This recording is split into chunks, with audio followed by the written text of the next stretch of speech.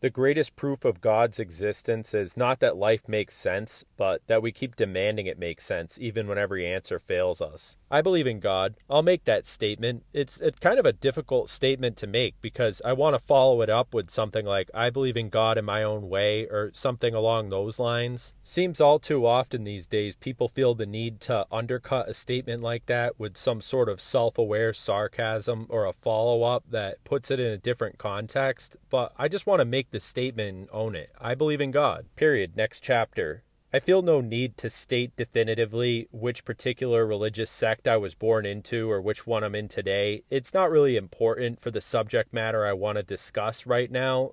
Anyway, you could probably just tell from the fact that I'm from Boston and just the space in between my words where I'm from. I think that will make sense in a second. This is more of a philosophical approach to just my own experiences with my own belief in God and just how that sort of affected my life and different circumstances that I've encountered. This is such a multifaceted topic with so many interconnected elements and all variations of life that I just want to approach it as simple as possible right here. In the future, maybe we can go into further detail if y'all are interested, but for now we're going to keep it where it is. The two main roads I want to avoid going down are, number one, just being one of those type of people who can't discuss this without having some sort of undercut irony of the whole thing and having it be so self-aware that it loses any meaning. The second camp I want to avoid is coming across as if I were some megachurch pastor or just not being able to go 5 minutes without trying to push some sort of faith on people. It's not about that. Think of this as a recording of a conversation you once had over 10 years ago in an Xbox game lobby while you were waiting for a Call of Duty match to start. It is currently 3 a.m. at the time I'm recording this. I remember game lobbies becoming uniquely sentimental around this time of night, so in the spirit of that, I felt inspired to cover this topic. The times in my life where I felt most connected to a higher power have, for the most part, occurred when I was at my lowest. I've found myself in a bunch of fucked up situations over the years, but nothing really compares to when I was down to my last dollar walking through the Nevada desert after I basically had my phone stolen in Vegas. See, what they forget to tell tourists in the Las Vegas travel brochure is that city will eat you alive if you're not careful. They systematically steal IDs and they just kick you when you're down. Essentially, Vegas has an entire shadow economy built around converting working class people with a dream of hitting it big at the blackjack table, taking them and converting them into tunnel people. Feel free to search up the tunnel people of Las Vegas to acquaint yourself with this topic if you're not already aware. Fortunately, my situation never devolved to that level. I held my own in Vegas as long as I could, and then I got caught lacking a couple of times. Eventually, the city kicked my ass, and then I was just stuck walking. See, that's the other thing they happen to leave out when you're planning your trip to Las Vegas. If you lose your ID and you also lose your phone, then it's going to be virtually impossible for you to secure any sort of transportation, especially out of the city. Of course, if you're rich, it's a completely different story, but if you're an average person of modest means, then you would risk financial ruination just trying to dig yourself out of the slightest mishap that's lurking waiting for you around each corner. A fitting metaphor is that the casino lights are akin to a bug zapper, and the gamblers are flies just moving towards it. And once they get zapped, they fall down into the darkness where the other bugs eat them. There's scammers and opportunists around each corner, and they all have different methods depending on which tourist they bump into and what stage of their Vegas vacation that tourist happens to be in. I would say my biggest mistake was convincing myself I was too clever to fall for all that. If you had met me at the time, you probably would have thought that I was convinced I was the mayor of Las Vegas, when I was really just sorely mistaken. That's sort of the design of the whole place. They throw you a few wins when they know you're new, but really what they're doing is setting up the trap so that they could take everything from you. Luckily for me, I was too young at the time to have anything worth losing. My second biggest mistake was just sticking around too long. They say quit while you're ahead for a reason. Vegas really isn't the type of city that's meant for a person to live for months at a time. Essentially what happens is there's people who study your habits as soon as you make yourself visible, and whether you know it or not, they're really keeping track of you, and the sharks start to move in as soon as you start to show your vulnerabilities. And by far, one of the top 10 weaknesses people are ready to take advantage of are just people who are convinced they're too street smart to fall for any of the petty scams around there. See, Las Vegas didn't get the name Sin City because some focus group decided that they would brand it that way. No, Vegas earned the name Sin City. The opportunity to indulge in any vice or sin a person could possibly want to engage themselves with is made available to visitors to Las Vegas as long as the price is right. The first and most common sin people fall for is vanity. They want to take pictures of themselves at Vegas, and that draws the attention of the scammers. They automatically identify you as a tourist. I would say the second of the 7 deadly sins that people fall for right off the plane is just envy. They look around, they see all the expensive wealth being flashed everywhere, expensive buildings, fancy cars, and they feel envious. Next up, they'll do everything to give you a sense of pride. They'll give you a few easy wins as soon as you start gambling so that you feel like you're above all the people around you who are losing, and they'll give you a decent hotel where you kind of feel like you have a nicer one than the person next to you. But of course, you're well aware that it's not Caesar's palace, which does a good job to reinforce the envy in people who are susceptible to that. You got your Vegas showgirls walking around tempting people to sin with lust.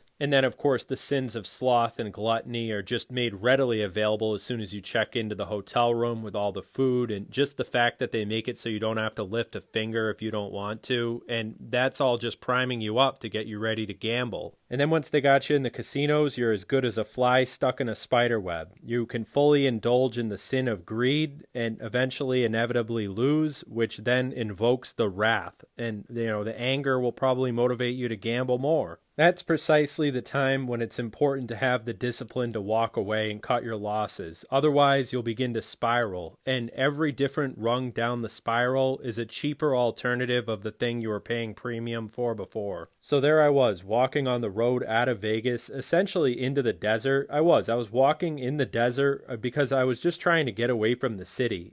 Basically just a shell of my former self, with the city getting smaller in the background behind me. Luckily, I still had a place to go. I knew a buddy who lived out that direction, and I knew the general whereabouts of where he stayed, but the problem was before that, I had always taken a car to get there, and I really drastically underestimated how far a walk it would be. Luckily, it was February, and in Nevada, in February, it gets pretty cold at night, but during the day, it's pretty agreeable. So overall, it was kind of the best climate I could possibly ask for to walk through the desert in. I opted for the walk because I didn't have my phone, I mind you. This was the night right after I lost it. So I'm walking through the desert because just trying to get any car or any sort of transportation would, number one, be super expensive, and number two, just unfeasible. So all this is to say, I survived that situation and eventually made it back home to Boston completely unharmed. I don't think I would have been able to accomplish any of that if I didn't believe in God. The entire time, I just had this blind faith that things would work out for me if I just kept moving forward. And that's what I did. Walking through the desert kind of brings it out of you. You think about a lot of things like religion and stuff like that. In my case, I've always answered the question, do you believe in God, with just a flat out yes.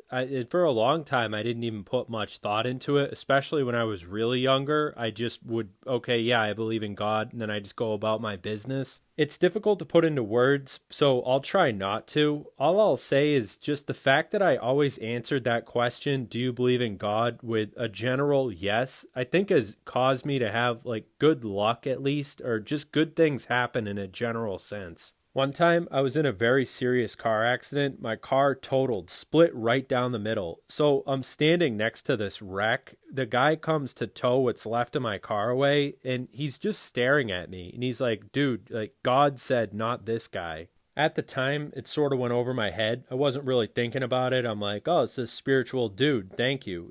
People tend to invoke the Almighty once serious shit starts to go down. For some reason, language just often tends to turn to that when shit starts to get serious. It's like people say, thank God, when they nearly escape a situation, which it makes sense. It's like invoking the most powerful language that we have. I've known this guy all my life. His name's Caden. He's my cousin's best friend, so he's sort of a reoccurring character at different chapters of my life. He pops up, and we continue this conversation from time to time. The thing about Caden is that he answers the question, do you believe in God, with a resounding and definitive no. He even goes so far as to not say God bless you when someone sneezes. He wouldn't describe himself as an atheist because he doesn't like that label, but for all intensive purposes, he's a person who just professes to not believe in God. That's pretty much all he'll admit to, and he'll have the conversation with you, and he'll even debate about it. I always found it very stressful to debate Caden about the existence of God.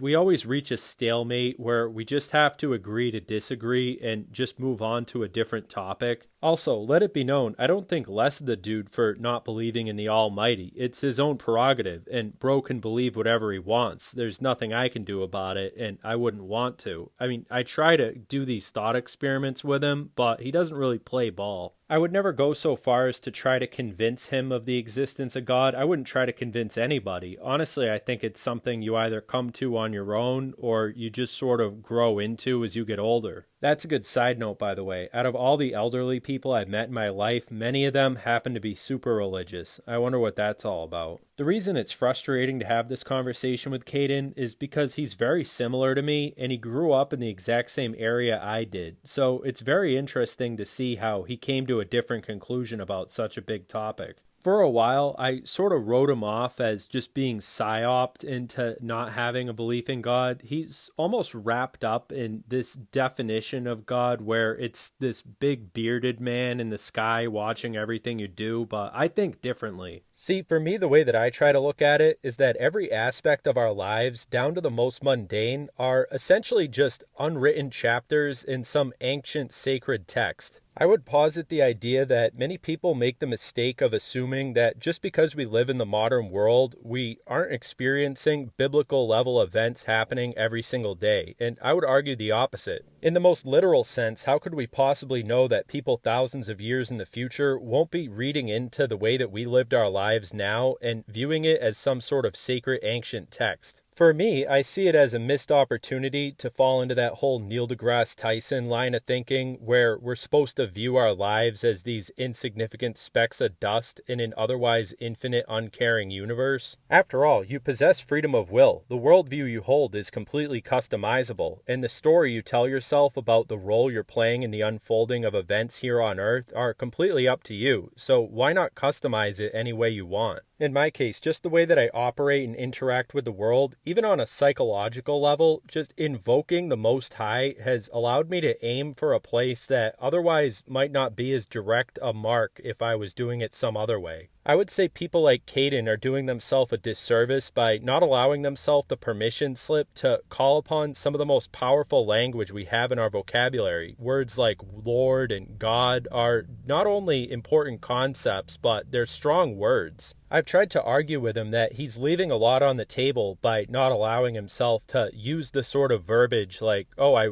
pray to God I win the lottery and stuff like that. I think there's a lot to that, not only in how you interact with the world, but how you view it yourself. The debate usually devolves to the point where he's saying, but there's no proof, bro. What's the proof? And I don't have any proof for you, dude. It's just whether you want to believe or not, whether you have it in you or you don't. A personal belief that there is a higher power is almost something you need to work up to and earn. It's not something you could just be shown evidence of and then go about your business. And even if there was definitive proof, people would just reject that. I wind up quoting scientists when I'm with him because if I try to quote anything that even remotely resembles a religious text, then bro's just going to shut his brain off. I'll quote Nikola Tesla's, "If you want to understand the secrets of the universe, think in terms of energy, frequency, and vibration," or the first law of thermodynamics, energy cannot be created or destroyed, it can only be changed from one form to another. I've even paraphrased Einstein's, "For those who believe in physics, the distinction between past, present, and future is only a stubbornly persistent illusion." For the most part, I end up getting the impression I'm just spinning my wheels debating him. I feel like our conversation's going nowhere, even when I try to explain to him how I understand the universe and how karma works and all the stuff like that. I could talk until I'm blue in the face, and at the end he always hits me with that same stick in the mud flat response that he just doesn't believe. And I might have just left it alone and quit debating him altogether because it's useless if it weren't for the fact that he was so insufferable about people who actually did believe. Like, he basically singles people out. He'll ask them, "Do you believe in God?" And if they say yes, he almost sort of looks down on them.